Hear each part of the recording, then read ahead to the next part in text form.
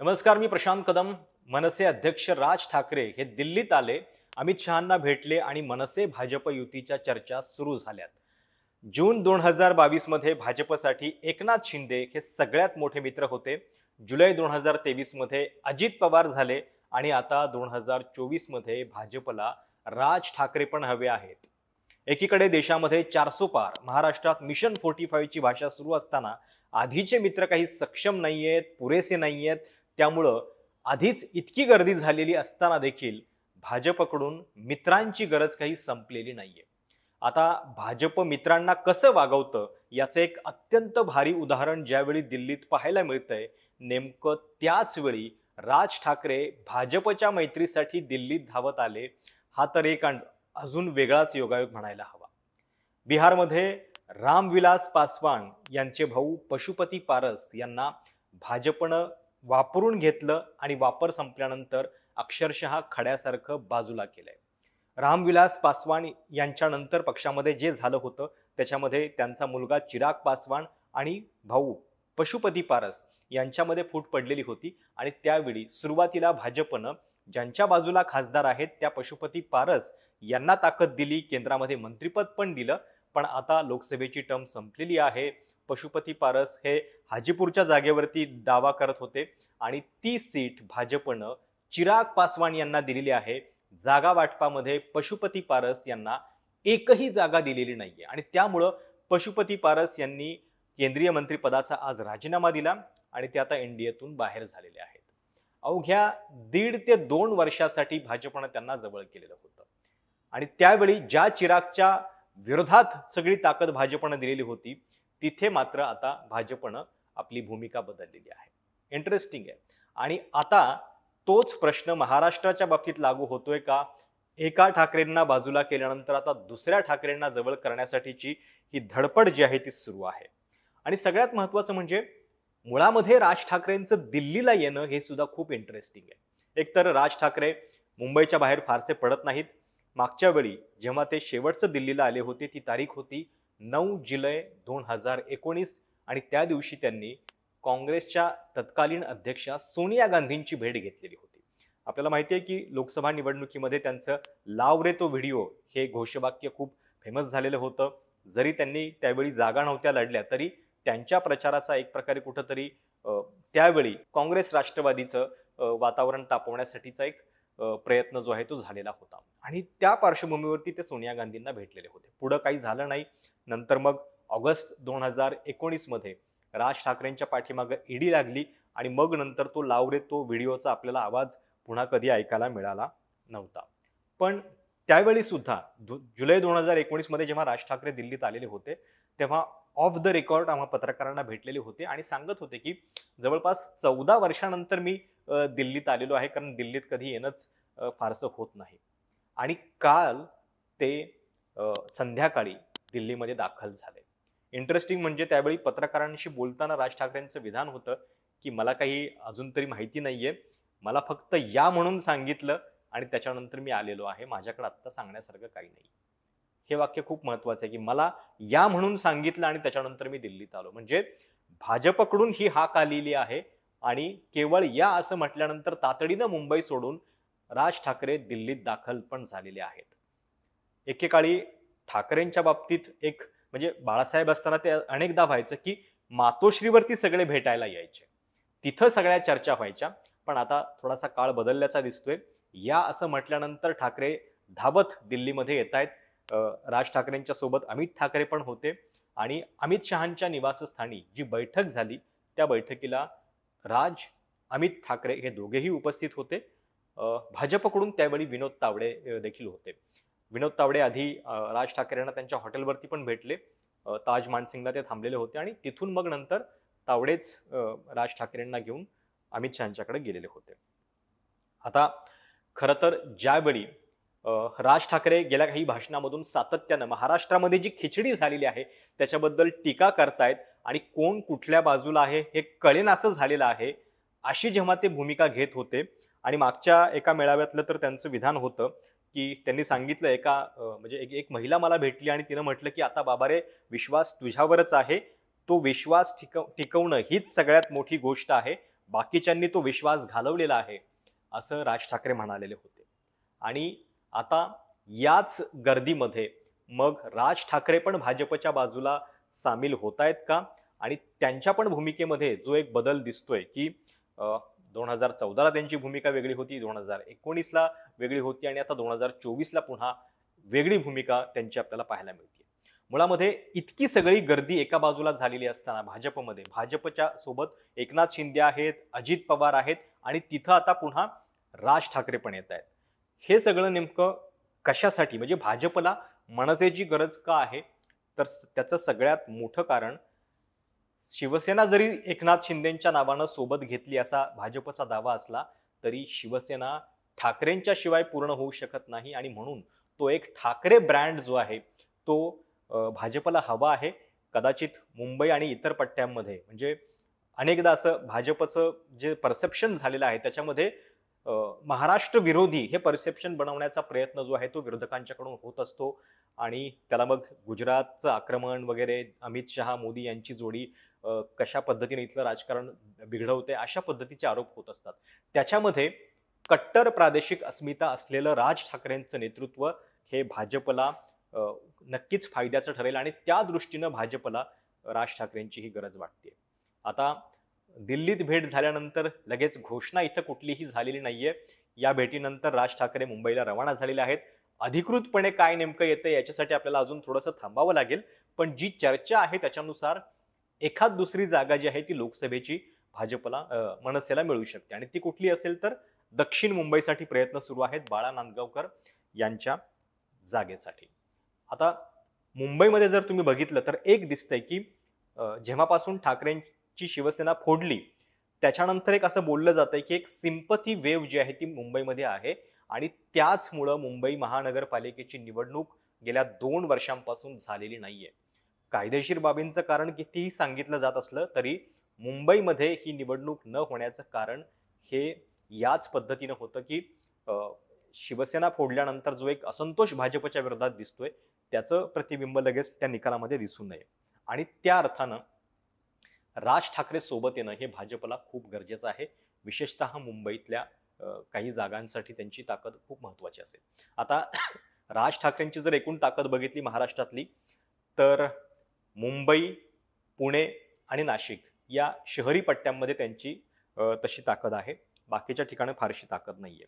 आणि जे राज ठाकरे 2019ची निवडणूकच कुठली लढलेली नव्हते, लोकसभेच्या निवडणुका त्यांनी लढवायच्या नाहीत असा त्यांचा पक्षाचा निर्णय होता, त्या राज ठाकरेंना एक जागा द्यायला जर भाजप तयार होत असेल केवळ एका आमदाराच्या जोरावरती, तरी देखील भाजप म्हणजे भाजपच्या या सगळ्या मित्र पक्षांमध्ये सर्वाधिक मोठे लाभार्थी हे राज ठाकरे आपल्याला म्हणावे लागतील. कारण केवळ एका आमदाराच्या जोरावरती जर त्यांना एक लोकसभा सीट मिळत असेल तर इकडं 40 आमदारांच्या जोरावरती सुद्धा 4 सीटा मिळत आहेत, 7 सीटा मिळत आहेत आणि त्या अर्थानं राज ठाकरे जे आहेत ते एका जागेमध्ये सुद्धा भरपूर काही कमावू शकतील.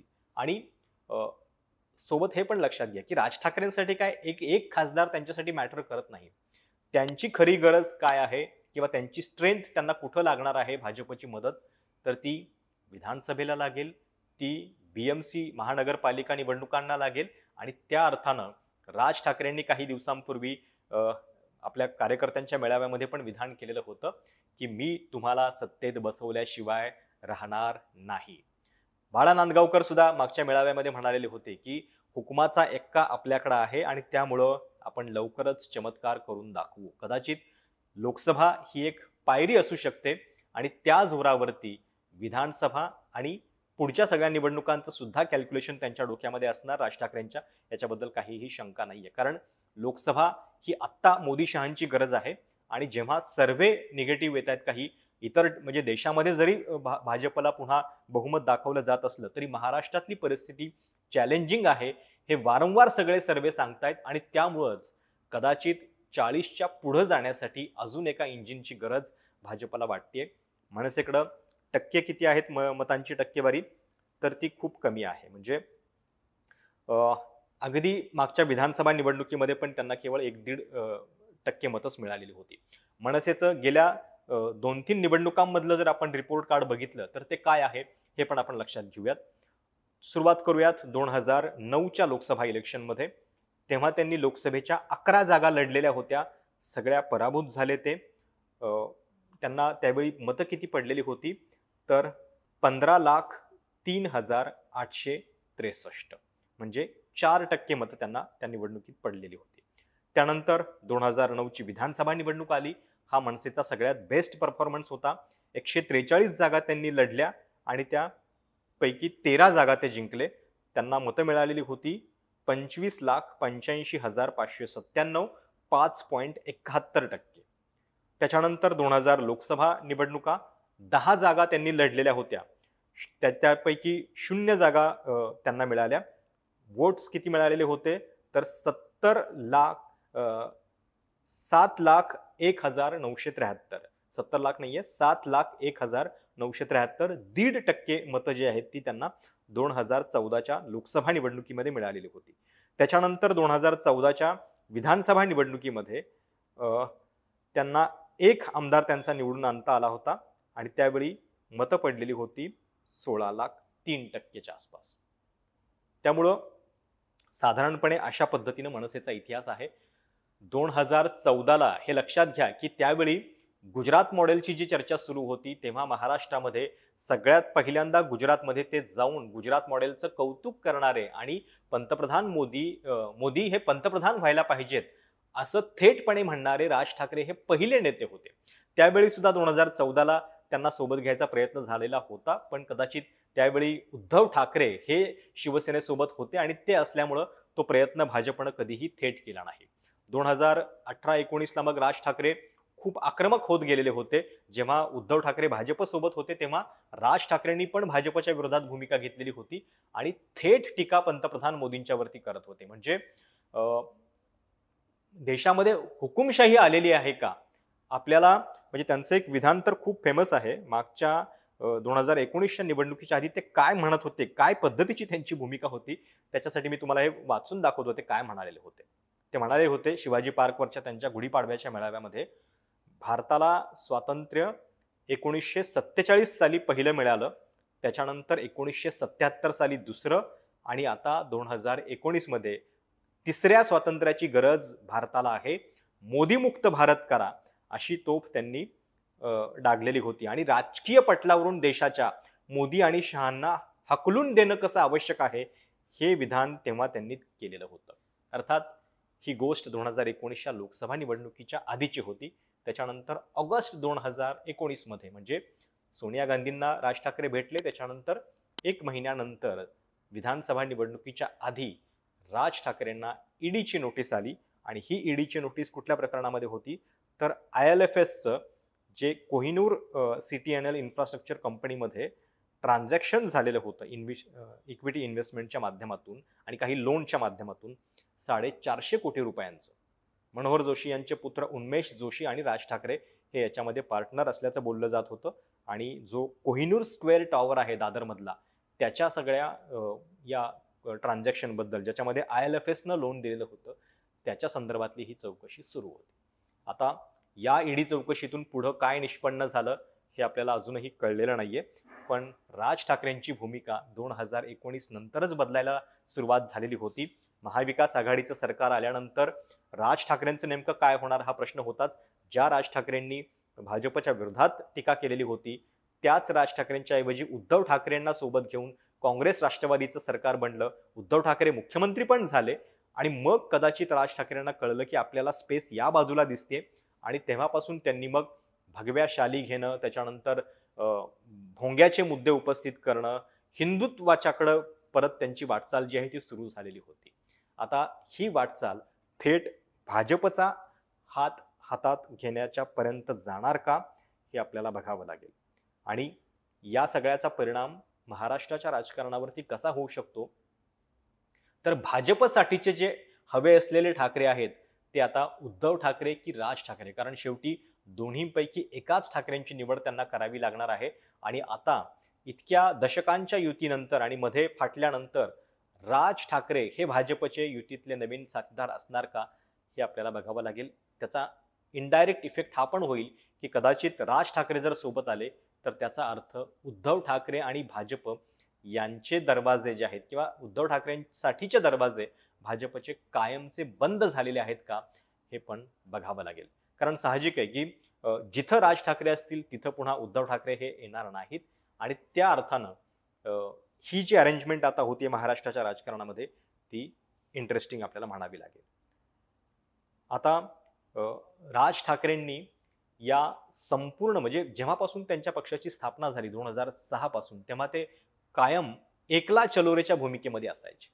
हा महाराष्ट्र माझ्या हातामध्ये द्या, तुम्ही सगळ्यांना म्हणजे सगळ्यांना मतदान करून तुम्ही पाहिलेले आहात, सगळ्यांची चाचपणी करून पाहिली, एकदा मला संधी द्या, असंच ते कायम म्हणत आलेले आहेत.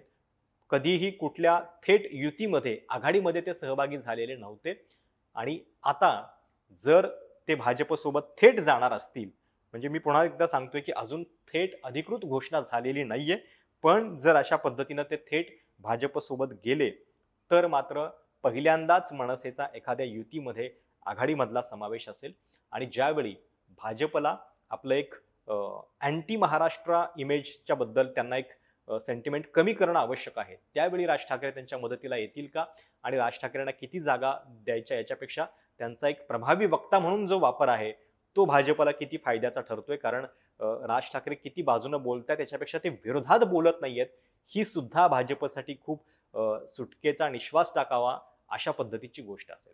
तुम्हाला या सगळ्याबद्दल काय वाटतंय?